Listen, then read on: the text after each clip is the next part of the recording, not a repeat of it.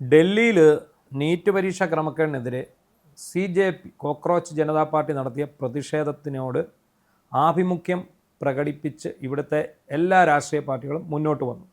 NEET ചോദ്യപേപ്പർ ചോർന്നു, ഇത്രയും വിദ്യാർത്ഥികൾ ആത്മഹത്യ ചെയ്തു, 20 വിദ്യാർത്ഥികൾ ആത്മഹത്യ ചെയ്തു എന്ന് പറഞ്ഞു. പക്ഷേ ആ പരീക്ഷയൊക്കെ കടത്തിവെട്ടുന്ന വമ്പൻ തട്ടിപ്പാണ് കേരള PSCയിൽ നടന്നിരിക്കുന്നത്. കഴിഞ്ഞ 10 വർഷത്തിനിടയിൽ ഒരാളും സമരം ചെയ്യാൻ വരുന്നില്ല, ഒരാളും ഇതിന് പിന്തുണയുമായിട്ടൊരു CJPയും വരുന്നില്ല, ഇതിന് പിന്തുണയായിട്ട് DYFI വരുന്നില്ല, ജോൺ ബ്രിട്ടാസ് വരുന്നില്ല, ആരും വരുന്നില്ല. എന്തേ കാരണം? പോളണ്ടിനെ കുറിച്ച് ഒറ്റ അക്ഷരം വേണ്ടി പോരുമെന്ന് പറയില്ലേ, അതാണ് അവസ്ഥ. PSC കുറിച്ച് പറയാം. ഞങ്ങൾ നീറ്റിനെ കുറിച്ച് ഞങ്ങൾ രാജ്യവ്യാപകമായി ഇവിടെ പ്രസവം നടത്താൻ അടിച്ചു പൊളിക്കും. PSC അത് ചോദിക്കാം, അത് ഞങ്ങളുടെ കാര്യമാണ്. PSC ചെയർമാന്റെ നേതൃത്വത്തിലാണ് ഈ തട്ടിപ്പ് അരങ്ങേറിയിരിക്കുന്നത് എന്നാണ് പുറത്ത് വന്നിരിക്കുന്ന അന്വേഷണം പുരോഗമിക്കുമ്പോൾ നമുക്ക് മനസ്സിലാക്കാൻ ഇപ്പൊ തന്നെ 2 ഉദ്യോഗസ്ഥരെ പ്രതി ചേർത്ത ഒരു കേസ് എടുത്തു കഴിഞ്ഞു ഓൾറെഡി. പക്ഷേ നമ്മൾ ഈ പ്ലാനിംഗ് ബോർഡിന്റെ ആ ഒരു തസ്തികയിലേക്ക് നടന്ന അതിൻ്റെ ഒരു ഇത് കണ്ടായിരുന്നു, അതിൻ്റെ തട്ടിപ്പിൻ്റെ ഒരു രീതി, അത് വല്ലാത്ത ഒരു തട്ടിപ്പ് തന്നെ. രാജ്യത്തെ എല്ലാ തട്ടിപ്പുകാർക്കും മാതൃകയാക്കാന്നുള്ള ഒരു സ്ഥാപനമായി നമ്മുടെ PSC മാറിയതിനുള്ള ഏറ്റവും വലിയ ഉദാഹരണമാണ് ഈ ഒരു മാർക്ക് കൊടുപ്പ്. അതായത് ഗുരുതര ക്രമക്കേടാണ്. ആസൂത്രണ ബോർഡ് ചീഫ് പരീക്ഷയാണ് നടന്നത്. അരുൺ ജെ പ്രതാപ് എന്ന് പറയുന്ന ഒരു ഇടതുപക്ഷ സഖാവിന്, ഈ സഖാവിന് നമ്മൾ ഇന്നലെ അത് പറഞ്ഞതാണ്, 10 ചോദ്യത്തിൻ്റെ ഉത്തരങ്ങൾ ഇയാൾക്ക് വേണ്ടി വേണ്ടാന്ന് വെച്ചു, വാല്യുവേഷൻ ചെയ്യണ്ടെന്ന് വെച്ചു. മൊത്തത്തില് എല്ലാവരുടെയും 10 ഇയാൾക്ക് എഴുതാൻ കഴിയാതെ പോയത്, അല്ലെങ്കിൽ ഇയാൾക്ക് അബദ്ധം പറ്റിയതായ ചോദ്യങ്ങൾ അങ്ങ് ഒഴിവാക്കി, എന്നിട്ട് ഇയാൾ ശരിയായ ഉത്തരം എഴുതി മാത്രം പരിഗണിച്ചു. അതായത് ഈ 10 ചോദ്യങ്ങൾ ഒഴിവാക്കിയതിൽ 6 എണ്ണം അദ്ദേഹം എഴുതിയതാണ്. ഈ 10 എണ്ണത്തിൽ 4 എണ്ണം അദ്ദേഹം എഴുതാതെ വിട്ടു. ഈ 6 എണ്ണം എഴുതിയത് 6ഉം തെറ്റായിരുന്നു, 4 എണ്ണം എഴുതാത്തതും. അങ്ങനെ മൊത്തം ഫലത്തിൽ 10 എണ്ണത്തിനും തെറ്റാണ്, അല്ലെങ്കിൽ 10 എണ്ണം അയാൾ അറ്റൻഡ് ചെയ്തിട്ടില്ല എന്ന് തത്വത്തിൽ പറയാം. അപ്പൊ ഈ 10 എണ്ണവും ശരിയായി എഴുതിയ എത്രയോ മനുഷ്യർ കാണുമായിരിക്കും ഈ കൂട്ടത്തിൽ ഉണ്ടാവും. അപ്പൊ എന്ത് ചെയ്തു ഇവർ? ഇതങ്ങ് വെട്ടി. ഈ 10 ചോദ്യം 58 മാർക്ക് വെട്ടി കഴിഞ്ഞപ്പോൾ എന്തുവാ, ഇയാൾ എഴുതിയ ബാക്കി ഉത്തരം മൊത്തം ശരിയാ. ഏറ്റവും കൂടുതൽ മാർക്ക് ഇയാളെ 1ാം റാങ്കുകാരനാക്കിക്കൊണ്ട് ഇയാൾക്ക് നിയമനം കൊടുത്തു. ഇന്റർവ്യൂവിനോ വാരിക്കോരി മാർക്ക് കൊടുത്തു. അത് വേറെ ചെയർമാൻ നേരിട്ടാണ് ഇന്റർവ്യൂ നടത്തിയിരിക്കുന്നത്. അതെ, അതുപോലെ ഇത് ആലപ്പുഴ സ്വദേശിയായിട്ടുള്ള VS ജയലാൽ എന്ന് പറയുന്ന ഉദ്യോഗാർത്ഥി കൊടുത്ത പരാതിയാണ്. ഇപ്പോൾ ഇതിനോടകം 90 പരാതിയാണ് അവിടെ ചെന്ന് എത്തിയിരിക്കുന്നത്.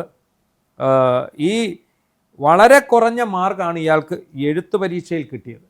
എന്നിട്ട് നടത്തിയ ഇൻ്റർവ്യൂവിലാണ് ഈ അട്ടിമറി നടന്നിരിക്കുന്നത്. ഇൻ്റർവ്യൂവിൽ ഇയാൾക്ക് ഫുൾ മാർക്ക് കൊടുത്തു. ഇയാൾ അങ്ങനെയാണ് ഇവർ ചെയ്യാറുള്ളത് പലപ്പോഴും. 1ാം സ്ഥാനത്ത് വന്നു. അതെ, നമ്മളൊന്ന് ഓർത്ത് നോക്കുക, ഇയാളെക്കാൾ മാർക്ക് കൂടുതൽ വാങ്ങിയ ആൾക്കാരുണ്ട്.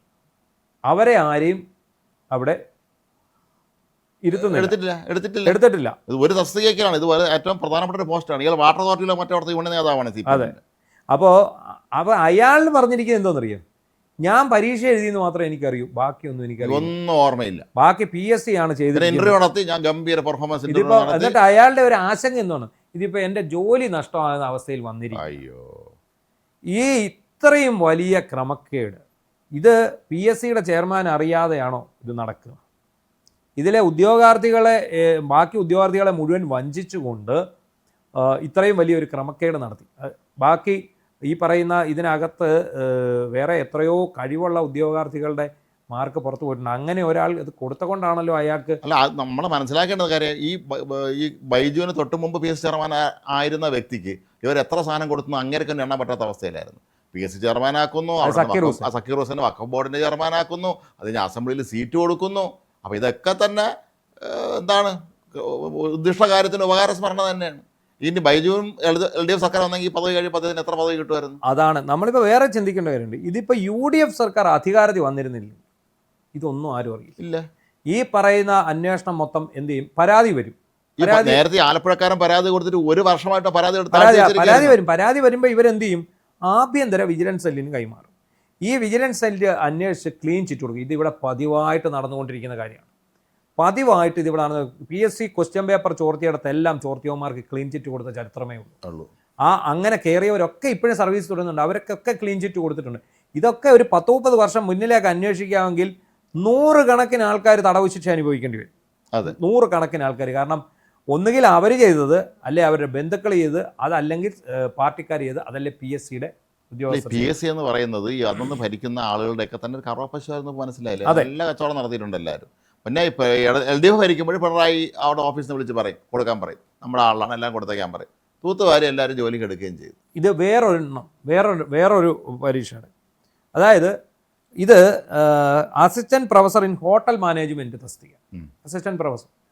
അതിൽ ഏറ്റവും കൂടുതൽ മാർക്ക് കിട്ടിയ ഉദ്യോഗാർത്ഥി 92 മാർക്ക് കിട്ടി 100-ൽ.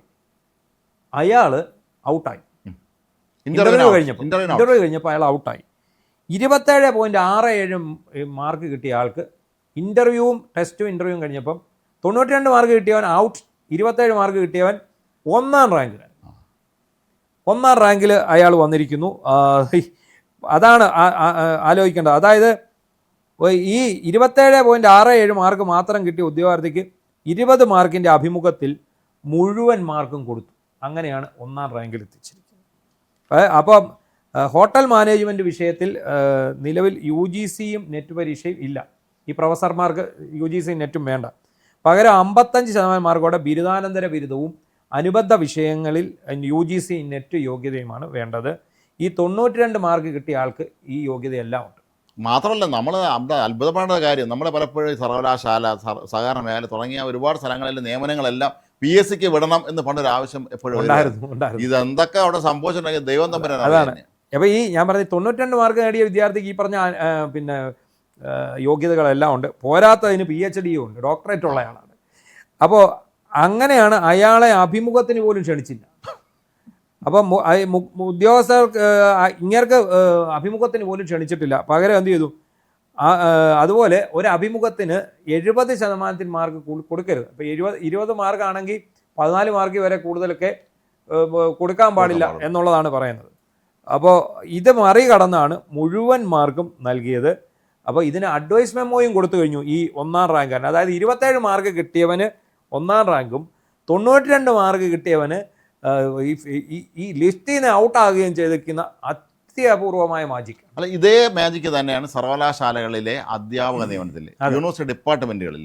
അത് തീരുമാനിക്കുന്നത് യൂണിവേഴ്സിറ്റിയിലെ സിൻഡിക്കേറ്റ് അംഗങ്ങളാണ്. അവരായിരിക്കും ഇൻ്റർവ്യൂ ബോർഡിലുള്ളത്. ഈ നേതാക്കന്മാരുടെ ഭാര്യമാരും മക്കളും അവരുടെ വേണ്ടപ്പെട്ടവരും ഒക്കെ വരുമ്പോൾ ഈ വാഴക്കൊല PhD കൊണ്ട് വരുമ്പോൾ ഇതേ പരിപാടി അവരവിടെ ചെയ്യും. അതല്ലേ ഈ KK രാഗേഷിന്റെ ഭാര്യ, എല്ലാവരും ഭാര്യവരുണ്ട്. കുറേ രാജേഷ്, പിന്നെ PK ബിജു, അങ്ങനെ കുറേ പേരുണ്ടെന്ന് തോന്നുന്നത്. അതൊക്കെ ഒരുപാട് പേരുണ്ട്. ഇവരെല്ലാവരും ഭാര്യ ഒരു കോളേജിലെ ഡിപ്പാർട്ട്മെന്റുള്ള കോളേജ് അധ്യാപകരാണ്. PSC ടെസ്റ്റ് എഴുതി കോളേജ് അധ്യാപകരാവും ഇവർക്ക് പലർക്കും സാധിക്കില്ല. അതുകൊണ്ട് നേരെ എളുപ്പമാണ്. നേരെ ഇന്റർവ്യൂ വിളിക്കുന്നു, ഏതെങ്കിലും സ്വാശ്രയക്കൊള്ളാണെങ്കിൽ കുറച്ച് അധ്യാപന പരിചയത്തിൻ്റെ എക്സ്പീരിയൻസ് സർട്ടിഫിക്കറ്റ് വാങ്ങിച്ചുകൊണ്ട് വരുന്നു. ഇന്റർവ്യൂവിന് കയറുമ്പോൾ ഇത് തന്നെയാണ് സംഭവിക്കുന്നത്. എല്ലാ ഉയർന്ന യോഗ്യതയുള്ള ആളിനെ ഒരു 2 മാർക്ക് ഇട്ട് കൊടുത്തിട്ട് ഈ വരുന്നവർക്കൊരു ഗംഭീര മാർക്കം കിട്ടും. ഇത് സ്ഥിരം പരിപാടിയാണിത്. സർവകലാശാലകളിൽ, ഇത് PSC മാത്രമല്ല, സർവകലാശാലകളിലെ ഡിപ്പാർട്ട്മെന്റുകളിലേക്ക് നടന്ന നിയമനങ്ങളെക്കുറിച്ച് അന്വേഷിക്കാൻ ഇറങ്ങിയ ഇതിനേക്കാൾ വലിയ ഇതേ നമ്മുടെ പ്രിൻസിപ്പൽ നിയമനം ഗവൺമെന്റ് കോളേജുകളിൽ ഇത് തന്നെയാണ് സംഭവിച്ചത്. അതായത് യോഗ്യതയും മാനദണ്ഡവും ഇന്റർവ്യൂവും നടത്തി എടുത്തവര് ഔട്ടായി. ഒരു കാരണവശാലും എടുക്കാൻ പാടില്ലാത്ത ആൾക്കാർ, അതായത് അവർക്ക് യോഗ്യതയില്ല, എക്സ്പീരിയൻസ് ഇല്ല, തീസിസ് എന്ന് പറഞ്ഞ തീസിസ് എന്ന് പറഞ്ഞാൽ ചുമ്മാ പോരെ, ഇന്റർനാഷണൽ ജേർണലിൽ പ്രസിദ്ധീകരിച്ച വേണം. ഇവരിവിടെ എവിടെങ്കിലും ഒരു കുഞ്ഞു മാസി അടിച്ചിറക്കിയിട്ട് അതിനകത്തൊരു തീസിസ് അങ്ങ് പ്രസിദ്ധീകരിക്കുകയാണ്. കാര്യമാണ്. അടിച്ചു മാറ്റും വിദേശ. കണ്ടുപിടിക്കാൻ മാർഗമുണ്ട്. ഇപ്പൊ ഈ പ്ലേജറിസം, ഈ അടിച്ചുമാറ്റം കണ്ടുപിടിക്കാനുള്ള സാങ്കേതിക വിദ്യയുണ്ട്. ഫാക്ട് ചെക്ക് വന്ന ഇത് അങ്ങോട്ട് കൊടുത്താൽ ഇത് ആരുടെയാണ് ഒറിജിനൽ സാധനം അപ്പോഴേ കൈത്തരും. അപ്പൊ ഇങ്ങനെയുള്ള പരിപാടികൾ വ്യാപകമായി വിദ്യാഭ്യാസ മേഖലയിൽ ഇത്രയും നിലവാര തകർച്ചയുള്ള കാരണങ്ങളിലൊന്നും ഈ ഇതുപോലത്തെ വാഴക്കൊലകളെ പിടിച്ച് അധ്യാപകരാക്കിയതാണ്. എന്തൊരു കൊടും കൊള്ളയാണ് ഇവിടെ നടന്നിരിക്കുന്നത്. ഒരു രക്ഷയുമില്ലാത്ത തരം കൊള്ളയാണ് ഇവിടെ നടന്നിരിക്കുന്നത്. എന്താണെങ്കിലും ശരി, PSCയുടെ തട്ടിപ്പ് അസാധ്യമായ തട്ടിപ്പാണ്. അത് നമുക്ക് പറയാതിരിക്കാൻ നിർവാഹമില്ല. നമ്മളൊന്ന് ആലോചിച്ച് നോക്കുക. ഒരു എഴുത്ത് പരീക്ഷയിൽ വിജയിക്കുന്നവനാണ് യഥാർത്ഥ മിടുക്കൻ.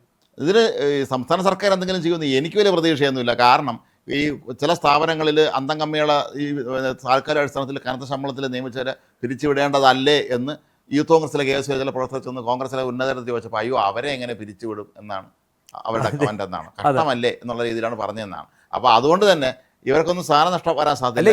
ഇത് വേറെ സ്ഥലത്ത് നടന്നു, കടപടായത് നമ്മുടെ ഇടയിൽ നടന്നു ഈ സംഭവം. അതായത് PRDയിൽ അസിസ്റ്റന്റ് എഡിറ്റർമാരുടെയും ഇവരുടെയും ഇൻഫർമേഷൻ ഓഫീസറേയും ഇത് ചെയ്തല്ലോ. അതിലും നടന്നിട്ടുണ്ട്. നടന്നിട്ടുണ്ട്. അതിൽ ഇപ്പൊ ഇന്നലെ നമ്മുടെ ഒരു സുഹൃത്തിട്ടിരിക്കുന്ന പോസ്റ്റ് കണ്ടു. ഇവരെല്ലാ യോഗ്യതയുള്ള ഇവരെ എല്ലാം പുറത്താക്കി. പുറത്താക്കി. എന്നിട്ട് ഇവർക്ക് വേണ്ടപ്പെട്ട അത്യാവശ്യപ്പെട്ട ആൾക്കാരെ മൊത്തം ഇതിനകത്ത് കയറ്റി വെച്ചു. ഈ മാധ്യമ പ്രവർത്തനത്തിന് വ്യാജ സർട്ടിഫിക്കറ്റ് കൊണ്ട് ഹാജരാക്കി ജോലി കിട്ടിയ എത്രയോ ഒരുപാട് പേരുണ്ട്. അതാണ് അത് യോഗ്യതയുള്ളവർ അവിടെ ഉള്ളപ്പോൾ തന്നെയാണ് ഈ യോഗ്യത ഇല്ലാത്തവർ അതിൽ കയറി പറ്റുന്നത്. അപ്പോൾ എന്താണെങ്കിലും ശരി, ഈ ജീവിതത്തിൻ്റെ സമസ്ത മേഖലകളെയും ഈ തട്ടിപ്പുകാരെയും വാഴക്കുരകളെയും കൊണ്ട് നിറച്ച് ഇവർ ഈ നാട് നശിപ്പിക്കാൻ ഇറങ്ങി പുറപ്പെട്ടിരിക്കുകയാണ്. കാരണം ഇവരെല്ലാം മക്കൾ വിദേശത്ത് പഠിക്കുകയും വിദേശത്ത് ബിസിനസ് ചെയ്യുന്നുണ്ട്, അവർക്ക് ഇത് പേടിക്കേണ്ട കാര്യമില്ല. പക്ഷേ നമ്മുടെ നാട്ടിലെ സാധാരണക്കാരുടെ ഇവരൊക്കെ വോട്ട് ചെയ്തവരൊക്കെ അധികാരത്തിലെത്തിയ സാധാരണക്കാരുടെ മക്കളായിരിക്കുകയാണ് കഷ്ടത്തിലാവുന്നത്.